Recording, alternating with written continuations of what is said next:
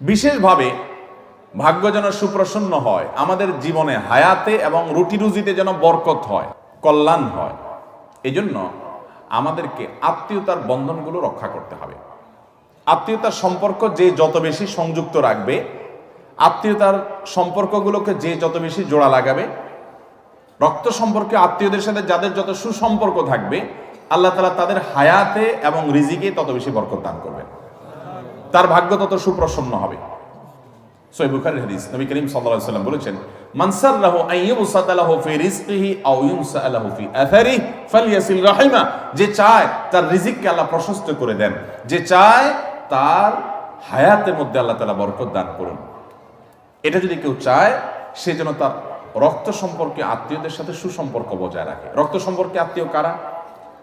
আপনার বাবা মা, আপনার ছেলে মেয়ে, আপনার দাদা দাদি, আপনার চাচা ফুফু, আপনার চাচাতো ভাই বোন, আপনার আপন ভাই বোন তো আছেনই, আরো কাছের তারা, আপনার মামা, আপনার খালা, আপনার নানা নানি আরো কাছের, এরা হলো আপনার রক্ত সম্পর্কীয় আত্মীয়।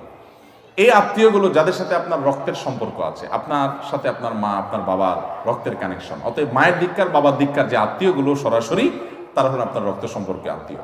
এদের সাথে আপনার সুসম্পর্ক বজায় রাখা দরকার। আমাদের সমাজে এই আমলটা অনেক বেশি অবহেলিত ভাই। রক্তের সম্পর্কীয় মানুষগুলোর সাথে সুসম্পর্ক বজায় রাখা এটা ফরজ, এটা কোনো মুস্তাহাব আমল না, এটা ফরজ। আল্লাহ রাব্বুল আলামিন নির্দেশ করেছেন রীতিমতো ওয়া আনতাসিলুল আরহাম, এবং আল্লাহ নির্দেশ করেছেন তোমরা আত্মীয়তার সম্পর্ক সংযুক্ত রাখো।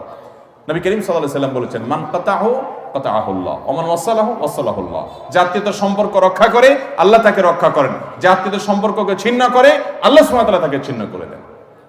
হ্যাঁ, আপনার আত্মীয় আপনাকে এমন কষ্ট দেয়, এমন ডিস্টার্ব করে বা ক্ষতি করে যে সম্পর্ক রাখতে গেলে বরং আপনার আরো বিপদের কারণ হয়, তাহলে একটা এক্সেপশন, তাহলে আপনি সেক্ষেত্রে তার সাথে সম্পর্ক আপনি বজায় রাখলেন না আত্মরক্ষার প্রয়োজনে, এটা এক্সেপশন হতে পারে।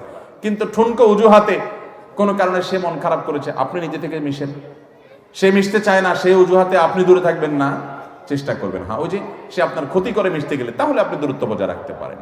আল্লাহ আমাদেরকে আত্মীয়তার সম্পর্ক বজায় রাখার তৌফিক দান করুন। তাহলে আমাদের ভাগ্যে যেন ভালো কিছু লেখা হয়, আমাদের নসিবে যেন ভালো কিছু আল্লাহ তাআলা দান করেন, তার জন্য আমাদেরকে স্পেশাল আমল, ওই যে সকল নেকি আমলের মধ্যে চলে আসছে, এটা আলাদা করে বিশেষ গুরুত্বপূর্ণ আমল হিসাবে আমাদেরকে আত্মীয়তার বন্ধনগুলো রক্ষা করতে হবে। অনেক মহিলা আছে, তার স্বামী নিজের ভাই বোনের সাথে, স্বামী তার ভাই বোনের সাথে সুসম্পর্ক বজায় রাখুক, বাপ মার কেয়ার করুক, এটা অনেক মহিলা চায় না, আছে না নাই? আবার অনেক পুরুষও আছে যে তার বউ, সে বাপের বাড়ির লোকদের সাথে যোগাযোগ রাখুক, আসা যাওয়া করুক, সুসম্পর্ক থাকুক, অনেক পুরুষ আছে সেটা চায় না, ডিস্টার্ব করে, আছে না নাই? এই উভয়ে কপাল পোড়া, দুর্ভাগা এবং অত্যন্ত নিজের পায়ে নিজে বড় ধরনের কুঠারাঘাত করছে। কারণ হলো আল্লাহ রাব্বুল আলামিন আপনার স্বামীর জীবনে বরকত দান করবেন, তার রুজিতে বরকত দান করবেন, তার হায়াতে বরকত দান করবেন, তিনি তার রক্ত সম্পর্কে আত্মীয়দের সাথে যত সুসম্পর্ক বজায় রাখবেন। সুসম্পর্ক বজায় রাখার মানে এই না যে আমার সাধ্যের বাইরে তাদের জন্য আমাকে কিছু করতে ইসলাম বলেছে, না, সেটা বলে নাই। আপনার সাধ্যে যতটুকু আছে ততটুকু তাদের সেবা করেন, পাশে দাঁড়ান, হেল্প করেন। সাধ্যে নাই, কষ্ট হয়ে গেছে, এটা আপনাকে বাধ্য করে নাই, অন্তত সম্পর্কটা বজায় রাখেন যতক্ষণ পর্যন্ত সে আপনার ক্ষতি না করে। হ্যাঁ, সে ক্ষতি করে, সে ডিস্টার্ব করে, সে আপনার জীবনকে দুর্বিষহ করে তোলে এবং রক্ষা করতে গেলে আরো বিপদের কারণ হয়, তাহলে আপনি দূরত্ব বজায় রাখতে পারেন, এছাড়া আপনি দূরত্ব বজায় রাখতে পারেন না। অতএব কোনো নারী যদি তার স্বামীকে, তার ভাই বোন, মা বাপ থেকে দূরে সরায়, এ নারী নিজের পায়ে নিজে কুঠারাঘাত করছে, কারণ স্বামীর জীবনে অর্থে রুজিতে বরকত কমায় দিচ্ছে।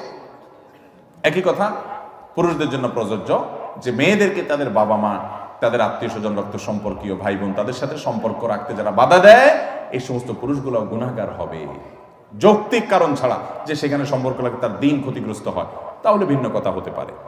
আল্লাহ তাআলা আমাদেরকে আত্মীয়তার বন্ধনগুলোকে রক্ষা করে চলার তৌফিক দান করুন। বড় অবহেলিত একটি ফরজ, অবহেলিত একটি ফরজ। এই ফরজের ব্যাপারে আমরা অনেকে নামাজ কালাম পড়ি, মুখে দাঁড়িয়ে আছে, টুপি জুব্বা আছে, আলহামদুলিল্লাহ তাসবিহ তেলাওয়াত করি, ওয়াজ মাহফিলে আসি, অনেক ভালো ভালো কাজ করি, কিন্তু ওই যে রক্ত সম্পর্কে আত্মীয়দের সাথে আমাদের কোনো সম্পর্ক। শেষ কবে নিজের ফুফুর সাথে যোগাযোগ করেছেন? কয়জন বলতে পারবে?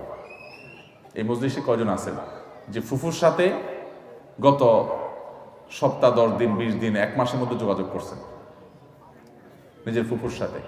মাশাআল্লাহ, আল্লাহ কিছু বান্দা আছেন, কিন্তু খুব অল্প হাত উঠছে। আর বাকিদের কি কারোর ফুফু নাই? আমার ফুফু নাই, আপনাদের কারোর ফুফু নাই? অনেকের মারা গেছেন। আল্লাহ তাআলা আমাদেরকে এই অবহেলিত আত্মীয়র কেয়ার করার তৌফিক দান করেন।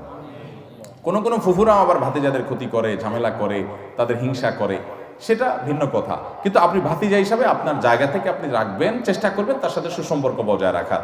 বিশেষ করে ফুফুরা বিয়ে দেওয়ার পর অন্য জায়গায় চলে যায়, ভাতিজারা সম্পর্ক রাখতে চায় না, আবার অনেক সময় সম্পর্ক রাখে না এই ভয় যে ফুফুরা না জানি কখন আবার ওই বাবার ভাই সম্পদ দাবি করে বসে।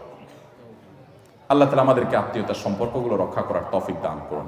ইসলাম চায় আমরা একটা এমন সমাজ গড়ে তুলি যে সমাজে প্রত্যেকটা মানুষ তার যার যার দায়িত্ব তিনি পালন করবেন, কর্তব্য সচেতন হবেন, পারস্পরিক সম্পর্কগুলো, বন্ডিংগুলো ভালো হবে, এটা ইসলাম চায়।